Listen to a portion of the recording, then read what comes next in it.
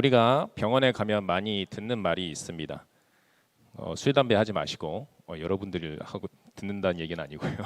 술, 담배 하지 마시고 규칙적으로 운동하시고 충분한 수면 시간을 가지십시오. 그리고 식단 조절 잘 하십시오. 이런 얘기들을 의사들이 많이 하죠. 어느 부위를 진찰 받으러 가든지 아파서 가면 그런 얘기를 하는 것 같습니다. 건강한 삶을 살기 위해서 방금 의사가 말하는 것들은 정말로 당연한 일이고 우리가 모르는 사람이 한 명도 없지 않습니까? 그럼에도 불구하고 우리가 지키지 못하기 때문에 의사가 그런 말을 한다고 생각이 듭니다. 너무 당연한 말이죠. 그런데 이게 돈 내고 이렇게 의사 만나러 갔는데 진찰할 때 그 얘기만 하면은 조금 너무 당연한 이야기다 보니까 그런 얘기는 나도 할 수 있겠다 이런 생각을 할 수도 있을 것 같아요. 반감이 들 때도 있더라고요. 비싼 돈 내고 갔는데 5분 딱 면담하면서 이렇게 좀 해보십시오. 그리고 나중에 봅시다. 이렇게 얘기하면 이런 생각도 들더라고요. 오늘 본문에 바울의 편지를 받던 로마 교회 사람들 중에서도 이런 생각을 하는 사람이 있었을 것 같습니다. 오늘 말씀은 이 새롭게 변화된 그리스도인으로서 어떻게 살아가야 되는가, 삶의 모습이 어떠해야 되는가를 말해주는 12장의 말씀의 맥락 안에 있는 본문인데요. 로마의 교인들은 바울이 이 말씀에서 새롭게 변화된 그리스도인으로서는 이렇게 살아야 된다라고 나열해주는 그 모든 규범들이 마음의 어려움을 주었을 것 같기 때문입니다. 오늘 2절 읽진 않았는데 오늘 12장 2절 말씀을 제가 한번 읽어드리도록 하겠습니다. 여러분은 이 시대의 풍조를 본받지 말고 마음을 새롭게 함으로 변화를 받아서 하나님의 선하시고 기뻐하시고 완전하신 뜻이 무엇인지를 분별하도록 하십시오. 이 하나님이 선하시고 기뻐하시고 완전하신 뜻 이대로 살아야 한다. 그래서 이제 바울이 이 12장 그 3절부터 쭉 그런 삶이 어떠한 삶인가를 알려주고 있는 것이죠. 이 그리스도인의 삶은 너무나도 당연한 말입니다. 하나님의 선하시고 그리고 기뻐하시고 완전하신 뜻대로 살아가는 삶. 그리스도인이라면 당연한 삶의 어떤 기준이지 않습니까? 그런데 그것이 당연하지만 너무나도 지키기 어려운 말이란 것 또한 우리가 알 수가 있습니다. 이러한 당연하지만 너무나도 지키기 어려운 말, 이 말들이 로마 교인들의 마음을 어렵게 했던 것이죠. 그렇다면 그 자세하게 어떤 말씀이 로마 교인들의 마음을 어렵게 했는지 한번 살펴보도록 하겠습니다. 오늘 말씀 14절부터 21절까지가 그 저희들이 원래 묵상하려는 본문인데요. 그 14절부터로 나눈 이유는 이 로마서 말씀의 그 구성 자체가 앞에 1, 2절은 어떤 선언적인 말, 우리가 새롭게 변화되어서 새 사람으로 살아갑시다 라고 말하고 있고 3절에서 13절까지는 교회 공동체 안에서 어떻게 살아가야 될지 그것을 말해주고 있고 14절에서 21절까지는 이 그리스도인들이 세상 속에서 어떻게 살아가야 할지를 말해준다고 이 학자들이 단락을 구분하기 때문입니다. 이게 문맥을 봤을 때 이 구성이 그렇게 돼 있다고 이야기하는 것이죠. 그런데 이 교회 안에서 생활하는 것, 3절에서부터 13절까지 이어지는 교회 안에서 공동체 생활에 대한 부분은 그나마 같은 그리스도인 형제들끼리 살아가는 방식이니까 조금 더 실천의 가능성이 있고 어려움을 덜 느꼈지만 이 14절부터 시작되는 세상 속에서 그리스도인으로 살아갈 때 이렇게 살라고 하는데 너무나도 어려운 말씀을 주고 있다는 것이죠. 그 말씀의 첫 번째 14절 말씀을 우리가 한번 읽어보도록 하겠습니다. 함께 읽어볼까요? 시작.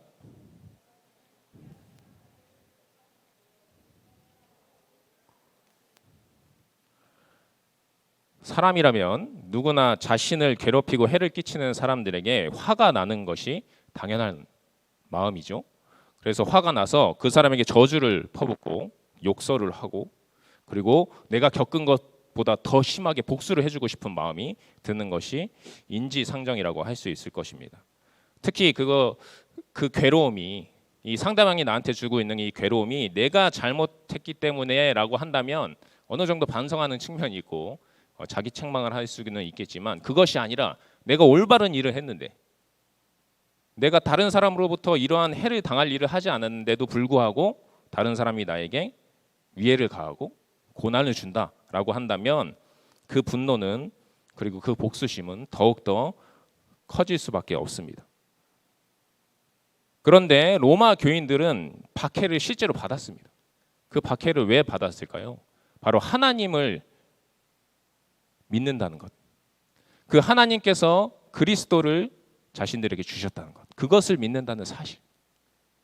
그것 때문에 박해를 받았다는 것이죠.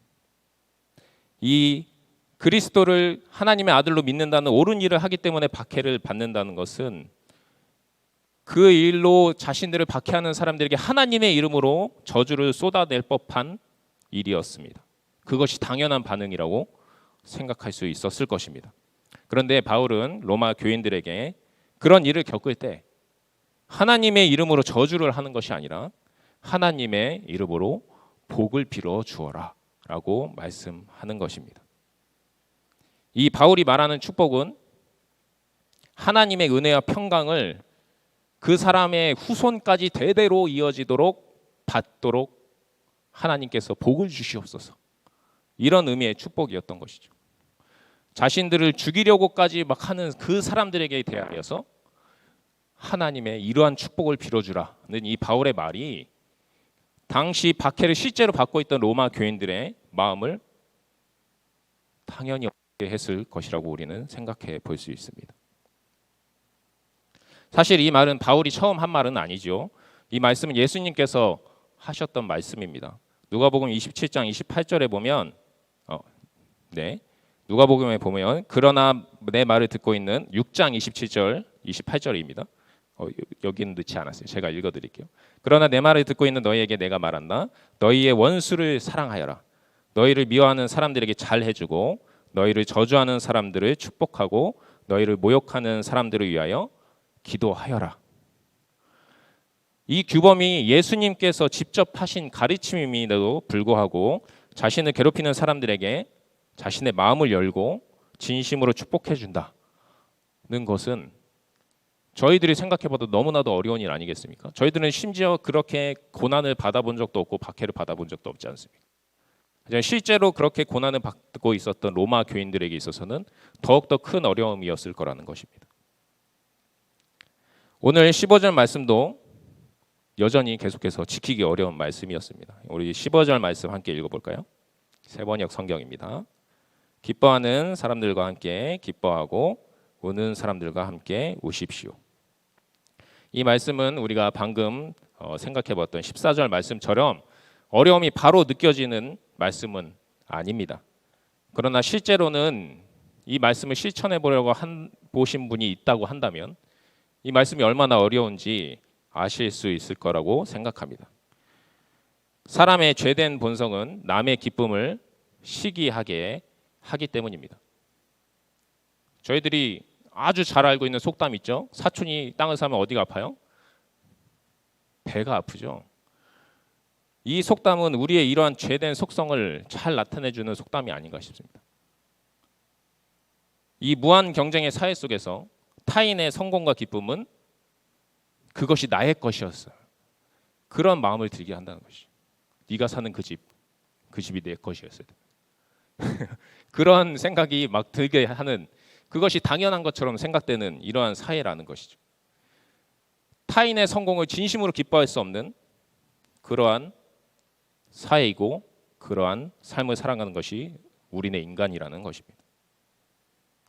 이러한 점에 있어서 타인의 슬픔 또한 우리가 그것에 공감하여서 같이 슬퍼해 주는 그러한 일을 할 수 있는 게 되는 것이 아니라 타인의 슬픔 또한 우리의 기쁨이 되는 것이죠.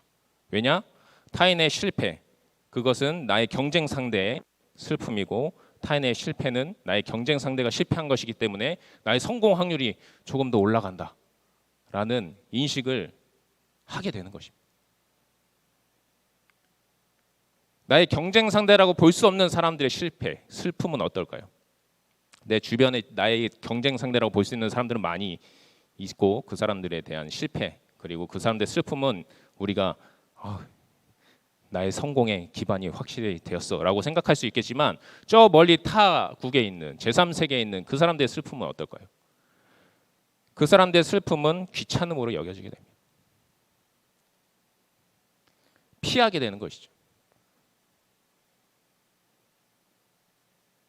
멀찍이 떨어져서 그 슬픔이 나의 슬픔이 아니라는 사실에 안도하게 됩니다. 그 상대적 안도감을 만끽하는 것이죠. 이것이 바로 인간의 죄된 본성에 기인하는 마음이라는 것입니다. 그렇기 때문에 기뻐하는 자들과 기뻐하고 슬퍼하는 자들과 슬퍼하는 것, 이것이 너무나도 어려운 일로 다가왔던 것입니다. 16절 말씀 또한 지키기 어려운 말씀입니다. 우리 16절 말씀 한번 같이 읽어보도록 하겠습니다. 시작.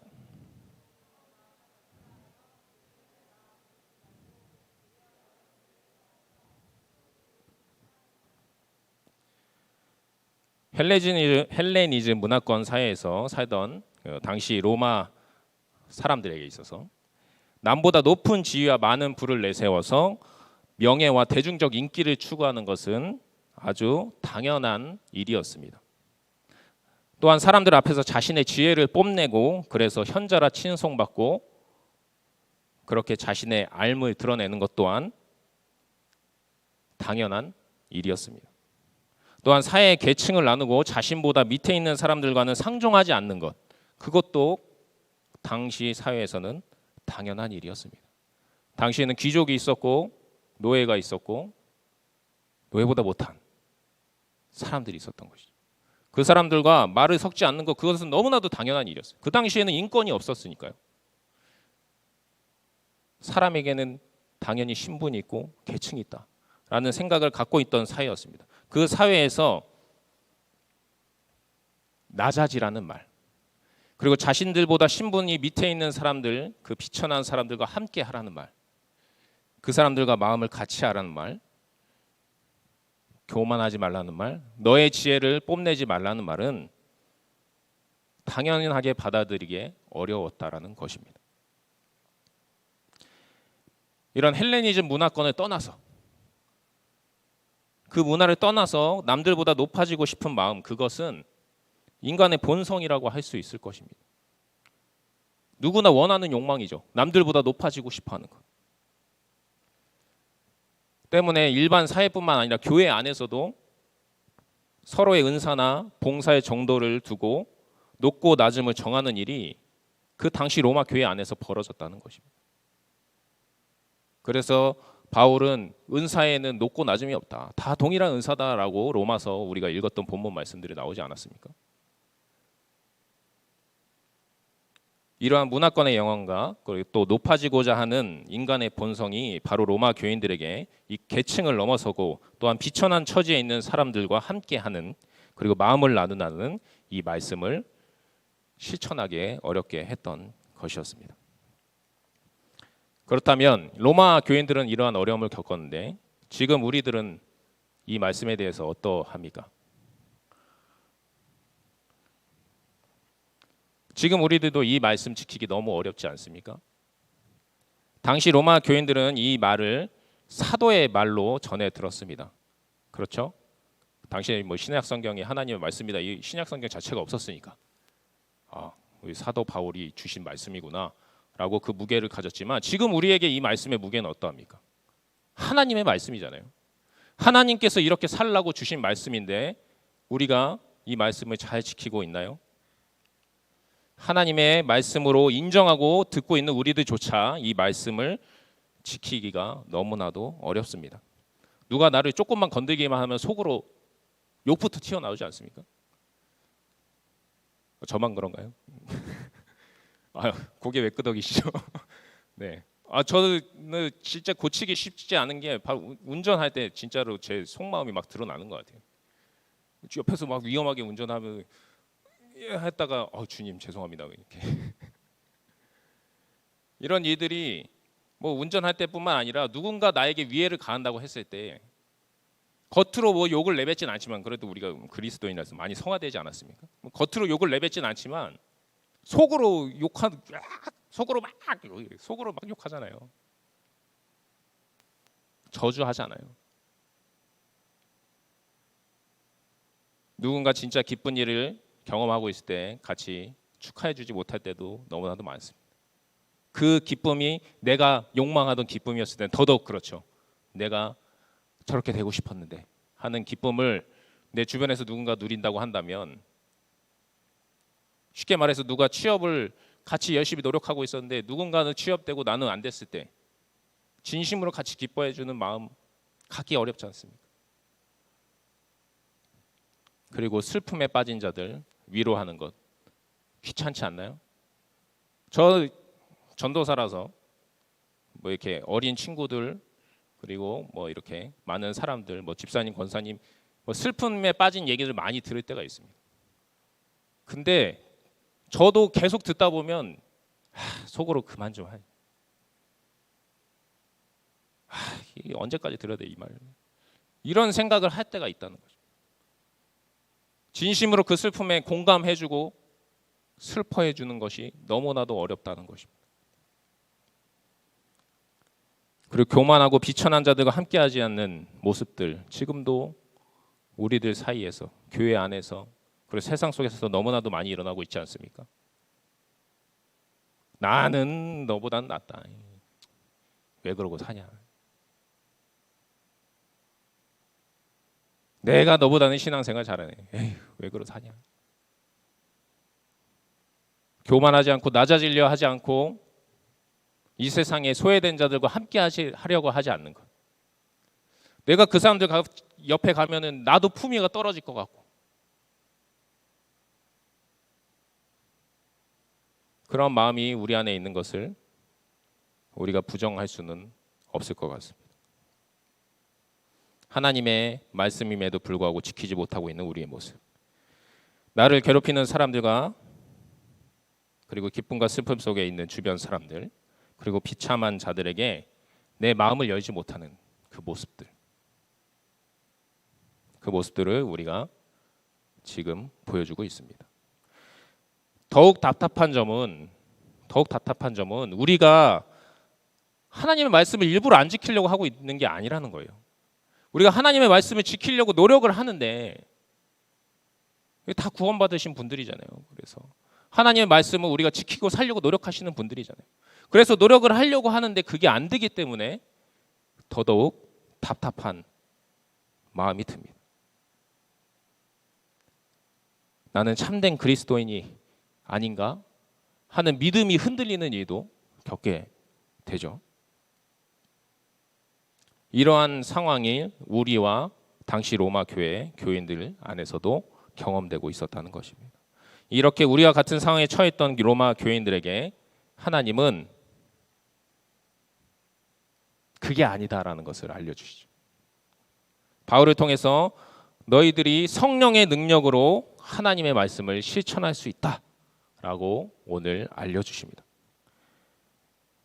로마서 12장 3절 말씀 우리가 한번 같이 읽어보도록 하겠습니다. 나는 내가 받은 은혜를 힘입어서, 같이 읽겠습니다. 여러분 각 사람에게 말합니다. 여러분은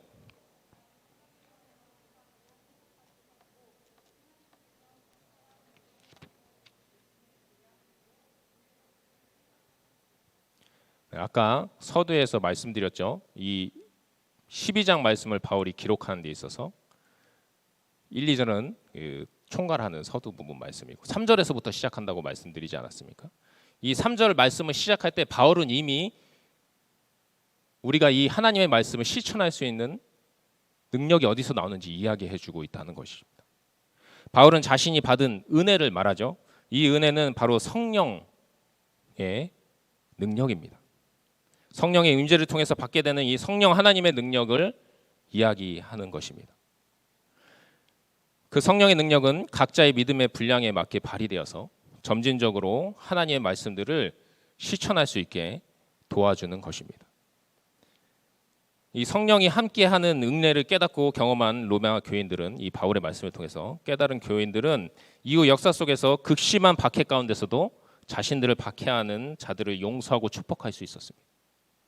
그 네로 황제로부터 이어지는 그 황제들의 아주 격하고 심한 박해 속에서도 그 사람들을 용서할 수 있었던 것이죠. 이 성령의 은혜를 통해서 세상 속에 기뻐하는 사람들 그리고 슬퍼하는 사람들과 함께하며 그들과 마음을 나눌 수 있게 되었습니다.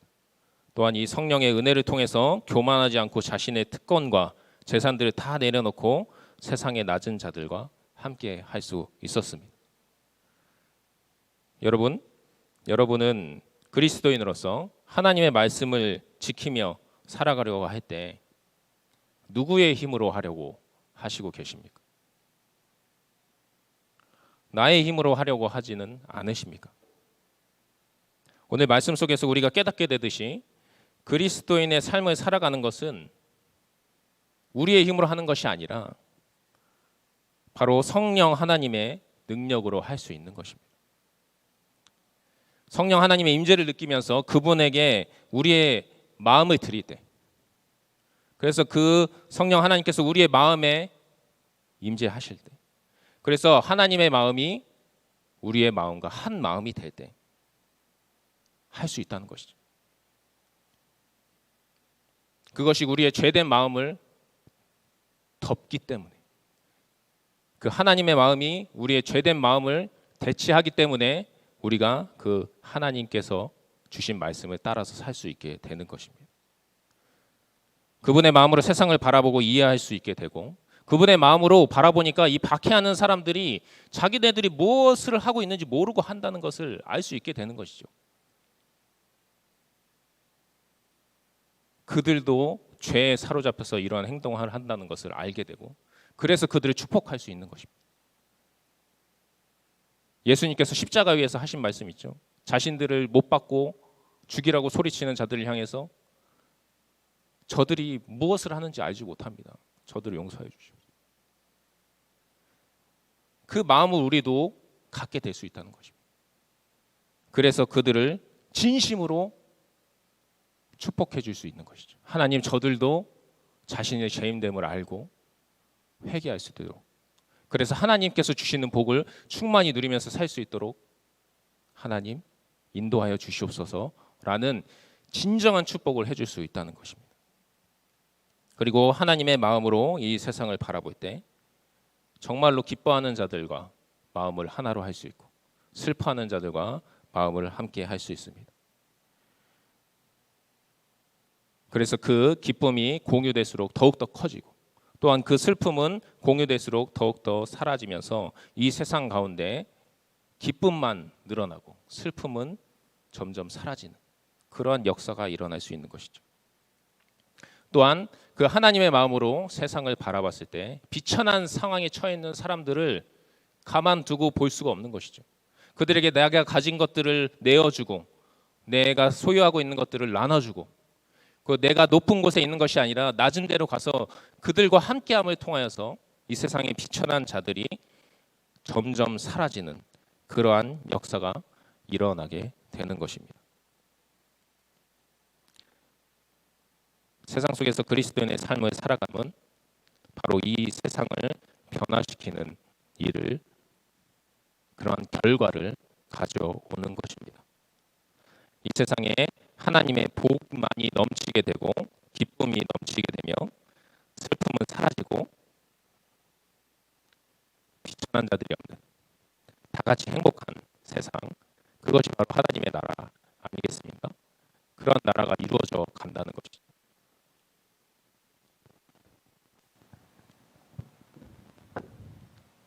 여러분, 우리의 마음을 주님이 주시는 그 주님의 마음과 한 마음이 되게 합시다. 주님의 마음으로 하나님의 말씀을 따라 사는 그리스도인의 삶을 살아갑시다. 그래서 우리의 삶과 우리의 세상이 하나님의 복이 넘치는 그 하나님의 나라 된 삶, 그리고 하나님의 나라가 되게 합시다. 우리가 그런 마음으로 살아가겠노라고 우리 주님 마음 내게 주소서 결단의 찬양 부르시면서 나아가겠습니다.